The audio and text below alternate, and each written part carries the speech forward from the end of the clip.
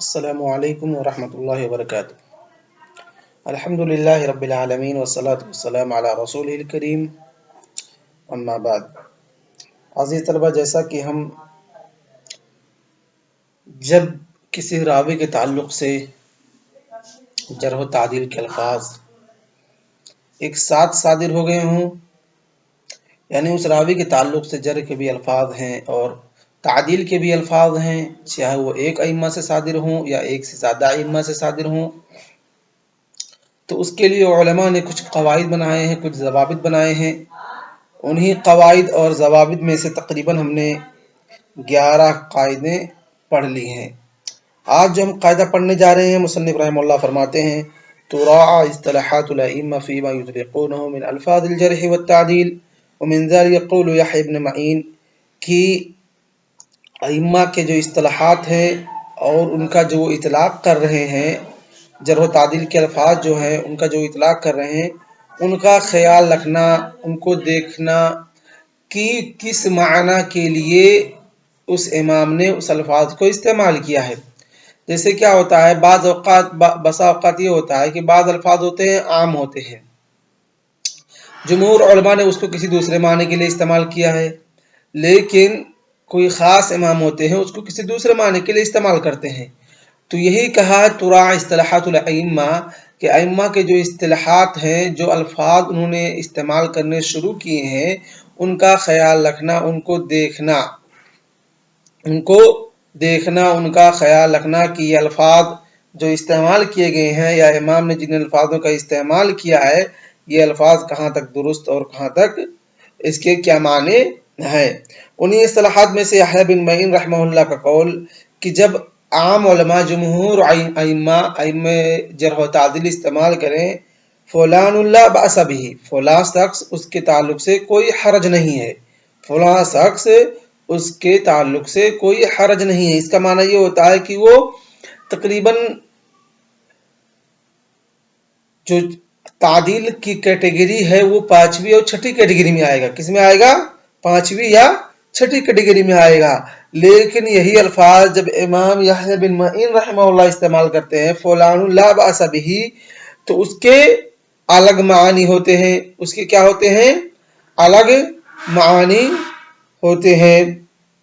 تو وہی مصنف رحمہ اللہ نے کہا کہ امام یحییٰ بن معین جب استعمال کرتے ہیں تو اس کے 2 معانی ہوتے ہیں۔ ایک ہے کہ اس سے مراد ثقہ لیتے ہیں، اس سے مراد کیا لیتے ہیں؟ ثقہ لیتے ہیں۔ دوسرا معنی ایک اور مراد لیتے ہیں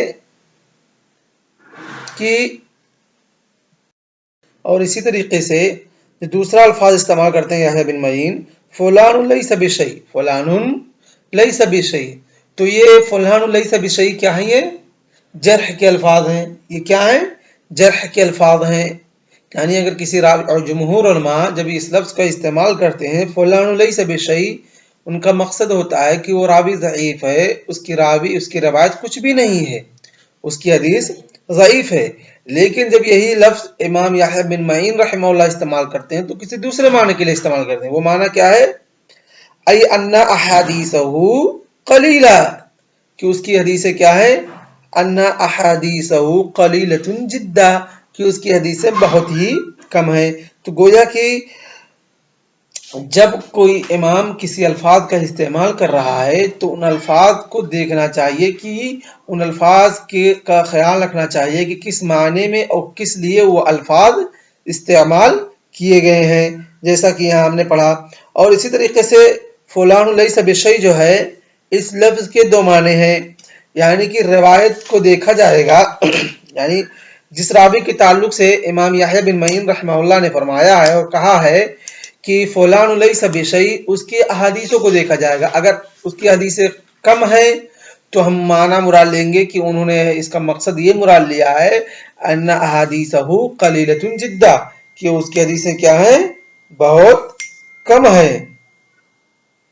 لیکن یہی جب یحییٰ بن معین رحمہ اللہ یہی لفظ استعمال کرتے ہیں فلان لیس بشیء، فلان لیس بشیء، تو اگر اس کی حدیثیں زیادہ ہیں تو وہاں پر یہ مراد نہیں ہوتا کہ اس کی حدیثیں کم ہے، نہیں تو تضاد ہو جائے گا۔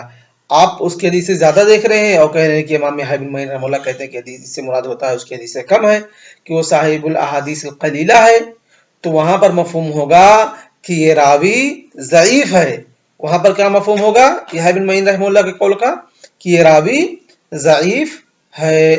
تو گویا کہ فلان لیس بشیء جو ہے یحییٰ بن معین رحمہ اللہ یہ دو معنی کے لیے استعمال کیا کرتے تھے. پہلا معنی کہ اس کی حدیثوں کو دیکھیں گے، اگر حدیثیں کم ہے تو معنی مراد ہوگا کہ وہ کم حدیثوں کو روایت کرنے والا وہ صاحب الحدیث القلیلہ ہے. لیکن جب اس کی حدیثیں زیادہ ہیں تب بھی اس کے لیے لفظ استعمال کیا گیا ہے تو وہاں پر یحییٰ بن معین رحمہ اللہ کے قول کا مراد ہوتا ہے کہ یہ راوی کیا ہے؟ ضعیف ہے. یہ راوی کیا ہے؟ ضعیف ہے. تو یہ تھا 12واں قاعدہ.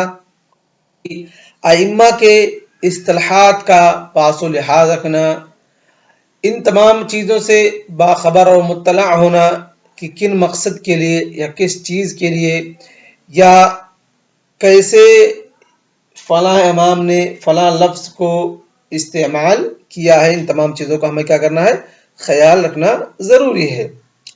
کہتے ہیں اسی طریقے سے وَكَذَلِكَ مُصْطَلَحَاتُ الْأَئِمَّةِ فِي كُتُبِهِمْ، اور اسی طریقے سے جو مصطلحات ائمہ جرح و تعدیل نے روات پر کلام کرتے وقت اپنی کتابوں میں استعمال کیا ہے، ان کے معانی اور مفاہیم کو بھی ہمیں سمجھنا اور جاننا ضروری ہے. جس طریقے سے حافظ ذہبی رحمہ اللہ جن کی وفات 748 ہجری کے اندر ہوئی، جو اپنی کتاب میزان الاعتدال کے اندر اذا کتب کہتے ہیں اذا کتبت صح اول الاسم فهي اشارة الى ان العمل على توثیق ذلك الرجل کی امام ذہبی رحمہ اللہ اپنی کتاب میزان الاعتدال کے اندر کہتے ہیں کہ اگر کسی راوی کے نام کے شروعات میں اوپری حصے پر صح لکھا ہو، صاد اور ہا لکھا ہو، تو اس کا مطلب کیا ہوتا ہے؟ ان العمل علی توثیق ذلک الرجل، کہ یہ راوی ثقہ ہے، اس راوی کے حدیثوں کو قبول کیا جائے گا. کیا ہے؟ یہ راوی ثقہ ہے اور اس راوی کے احادیث کو قبول کیا جائے گا. تو وہی علماء نے کہا کہ مصطلحات جو استعمال کیے جا رہے ہیں، جن کا استعمال علماء کر رہے ہیں، ان الفاظ کو، ان مصطلحات کو بھی ہمیں خیال رکھنا ہے، اور اسی طریقے سے ان مصطلحات کا ہمیں بھی خیال رکھنا ہے، ان مصطلحات کے معنی مفاہیم کو سمجھنا ہے جو ائمہ جرح و تعدیل اپنی کتابوں کے اندر استعمال کرتے ہیں، جیسے امام ذہبی رحمہ اللہ صح کا لفظ استعمال کیا کرتے ہیں. اس کے بعد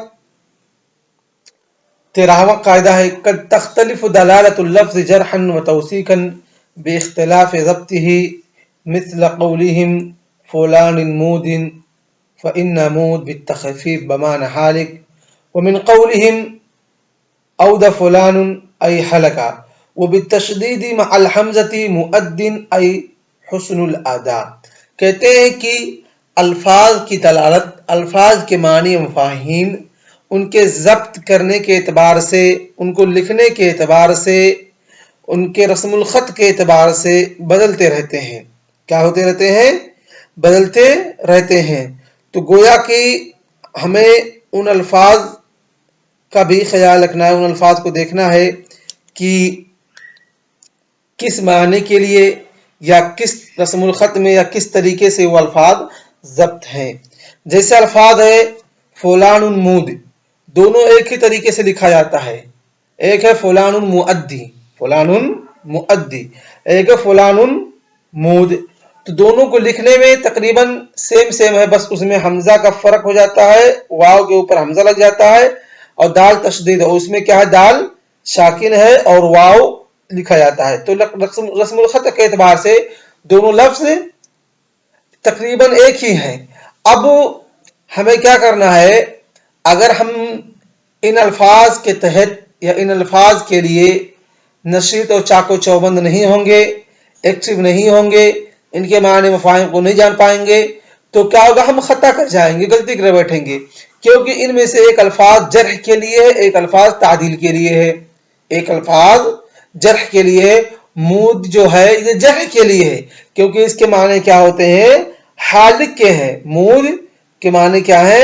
مود جرح کے لیے استعمال ہوتا ہے، اس کے معنی حالق اور ہلاک کرنے کے ہیں، یعنی اود فلان ای حلقہ کی فلان ہلاک ہو گیا، اود فلان ای حلقہ فلان، فلان شخص، فلان آدمی ہلاک و برباد ہو گیا۔ لیکن یہی لفظ جب تشدید کے دال کے تشدید کے ساتھ اور واو کے حمزہ کے ساتھ جب استعمال کیا جاتا ہے فلان مؤدن، تو اس کے معنی ہوتے ہیں حسن الادائی، ای اد یؤدی سے ہے، یہ کس سے ہے؟ اد یؤدی سے ہے۔ اور مود جو ہے وہ اودا سے ہے، مود کیا ہے؟ وہ اودا سے ہے، اور مؤدن کیا ہے؟ یہ اد یؤدی سے ہے۔ تو ادّا یؤدی کے معنی ہوتے ہیں بہترین طریقے سے، بہترین انداز میں جو کچھ آپ نے ضبط کیا ہے، آپ نے حفظ کیا ہے، اس کو ادا کرنا، لوگوں تک پہنچانا، لوگوں کو بتلانا اور پڑھانا۔ تو مؤدن جو ہے اس کے معنی ہوتے ہیں حسن الادا کے، اور یہ لفظ راوی کی تعدیل کے لیے استعمال ہوتا ہے کہ فلاں راوی عادل اور ضابط ہے، فلاں راوی ثقہ ہے۔ تو گویا کہ جس طریقے سے امام مصنف رحمہ اللہ نے کہا کہ تختلف دلالت اللفظ کی لفظ کی دلالت اور ان کے معنی بدلتے رہتے ہیں جرح و توثیق کے اعتبار سے، کب لفظ کے ضبط کرنے کے طریقے سے، یعنی کہ جس طریقے سے الفاظ کو آپ ضبط کریں گے، جس طریقے سے الفاظ کو آپ لکھیں گے، ان الفاظ کے معنی بدلتے رہتے ہیں۔ جس طریقے سے مثال کے طور پر آپ لوگوں کے سامنے لفظ مود اور لفظ مؤدن کو ہم نے ذکر کیا، لفظ مود اور لفظ مؤدن کا ہم نے ذکر کیا۔ تو آج کا درس ہم اسی پر اکتفا کرتے ہیں، اور امید کی آپ لوگوں کو درس سمجھ آ گیا ہوگا۔ اگر ان دونوں قاعدوں کے تعلق سے آپ لوگوں کے ذہنوں میں کچھ بھی سوالات وغیرہ یا کہیں کوئی پریشانی یا کچھ اور چیز ہے تو میں حاضر ہوں، انشاءاللہ آپ لوگ کبھی بھی کسی بھی وقت پوچھ سکتے ہیں، سمجھ سکتے ہیں۔ صلی اللہ علیہ نبینا محمد وعلی آلہ وصحبہ اجمعین، والسلام علیکم ورحمۃ اللہ وبرکاتہ۔